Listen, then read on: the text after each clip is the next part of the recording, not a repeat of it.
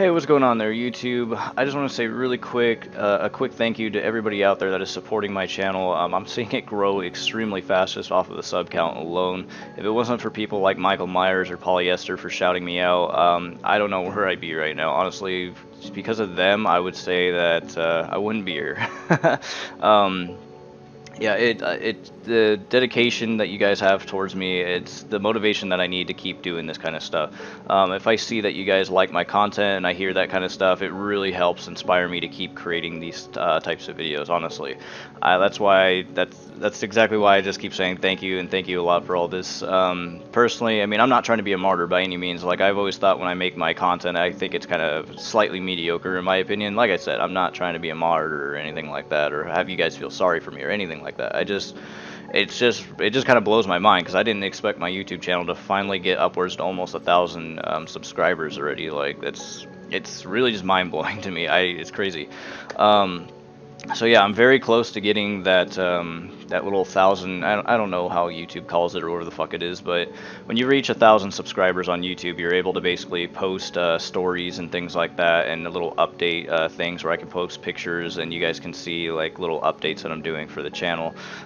So I really look forward to getting that feature finally. I won't have to make update videos like this in the beginning of my videos if I have that feature available to me. So that's something to look forward to. But enough with that shit.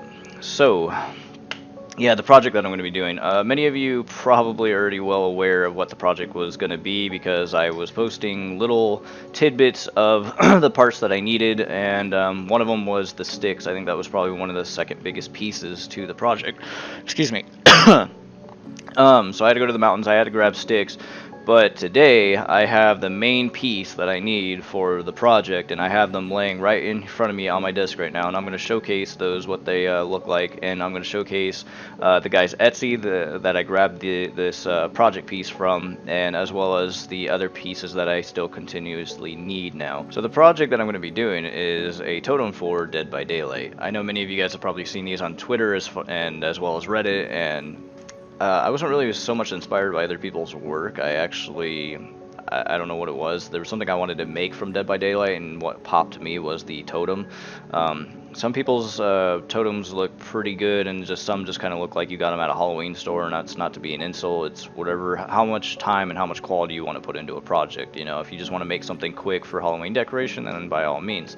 I'm going for the more artsy-fartsy, nice aesthetic approach to it, more realistic. So, you know, like skulls like these are completely fine if you want to use them, but to me they just look a little too Halloween-y-ish, and I'm looking for, again, something more realistic. I'm pretty sure if you painted a skull like this to make it look a little more human looking, like repainting just the whole thing with like maybe acrylic or something, you could probably make these work as well. But for the case, in my case, I'm just not going to be using something like this. So again, here in front of me, I have the main piece that I needed for this project, and I'm going to be showing you guys what those look like right now. Okay, so here are the skulls that I purchased from the gentleman off Etsy, and I just want to say just how amazing these skulls are for $20. I paid $20 for that one, and that one, so I paid like $60 for these skulls, and the quality is just amazing. This is the kind of quality that I'm looking for my project. I mean, we can just look at one of these up close. I am filming off an iPhone 6, so the quality isn't going to be as superb, but it gets the point across. I mean, the amount of detail underneath the skull is amazing. All the shadowing. I fucking love these. Like, these are exactly what I need to build a totem for Dead by Daylight. And so, I mean, if we just compare it really quick with, like, say, a Halloween one. I mean, there's the Halloween one, and then if you look at that one right here, I mean, the quality is just that much better.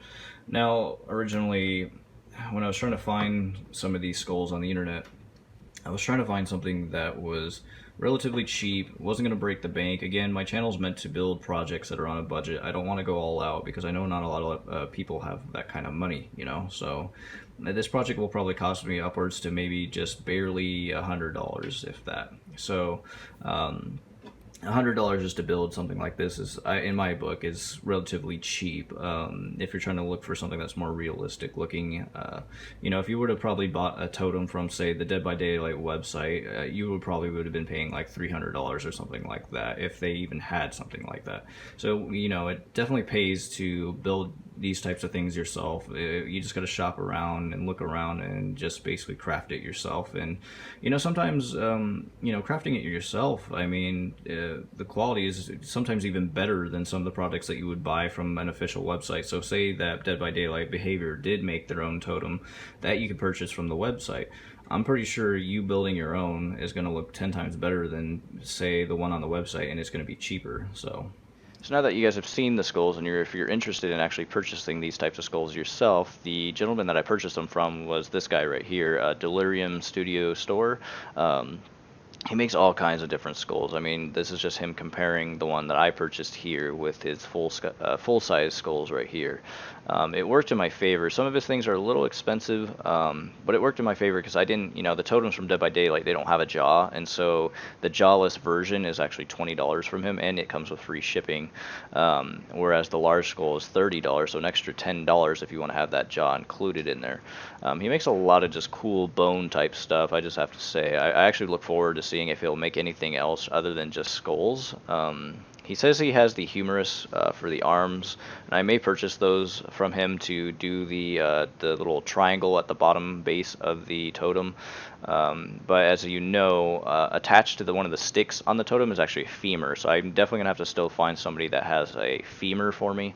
If not him, if he can make a mold for me, that would be great. I would pay the extra few dollars for the femur if he has to make a mold for it. Because again, like I said, I'm trying to go as authentic as possible with this project, true to the game.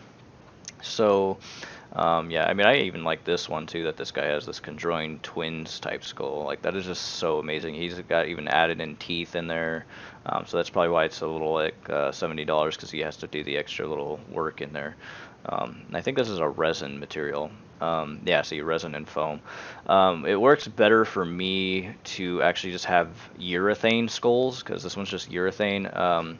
These skulls are more of a kind of spongy, very, very hard spongy material.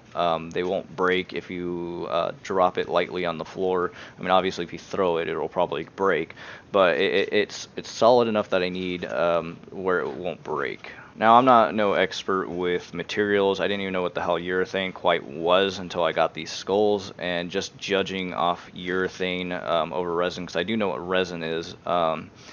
It seems that urethane is a much sturdier material for building projects. With most resins, how people make resin objects is that they're hollow on the inside and they're just more of a plastic on the outside. So imagine this skull being purely resin. Well, what will happen is if you barely drop it at hip height, it will shatter this whole entire thing. It's very prone to taking damage, and plastic resin will just shatter like a glass. And so that's why I'm very thankful he chose the material that he did for these, because it is exactly what I needed. And I fucking love these. These things are just so cool. So that is one of the reasons why I like urethane and how this is going to work. Because if I glue these skulls together, because obviously the three of them, they kind of tilt like, say, they're kind of like that, and then the third one goes on the other side. I'll probably be gluing them to the back. If not, they actually have holes. What's even cooler is they actually have holes on the bottom. And I could actually puncture these skulls with the sticks, since they're more of a spongy material. I just got to be a little careful because they're kind of a hard kind of spongy material. So, it's a trial and error type thing, but I don't want to damage these because it obviously is a expense. So, I mean, other than the femur, the humerus, and then just the charms that I need, that's really the last three things that I'm going to need for this project to be able to build it.